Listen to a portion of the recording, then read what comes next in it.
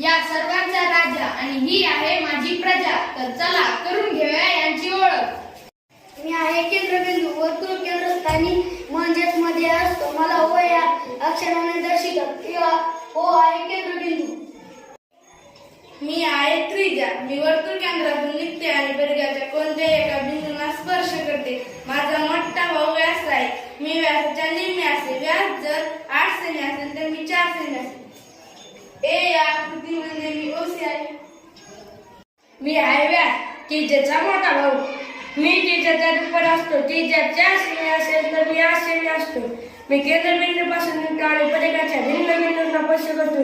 मी या आकृतीमध्ये A B व्यास आहे. मी आहे वर्तुळाचा परिघ. मी मध्ये वर्तुळाची गाडा. मला काढण्याची सूत्र 2 पाया. मी आहे जीवा. परिघाच्या कोणत्याही 2 भिन्न बिंदूंना स्पर्श केला तर मी तयार होते. मी म्हणजे जीवा. वर्तुळाची सर्वात मोठी जीवा म्हणजे व्यास होय. या आकृतीमध्ये जीवा x y ही आहे. मी आहे लघुकंस. मी वर्तुळाच्या जीवेमुळे वर्तुळाच्या परिघावर तयार होते. मी म्हणजे छोटा तुकडा. मी b या कंसामध्ये px q म्हणजे लघुकंस आहे. मी आहे विशाल कंस. लघुकंसाची मोठी बहीण.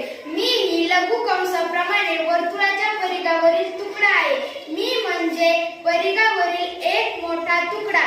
या p आकृतीमध्ये py q हा विशाल कंस आहे.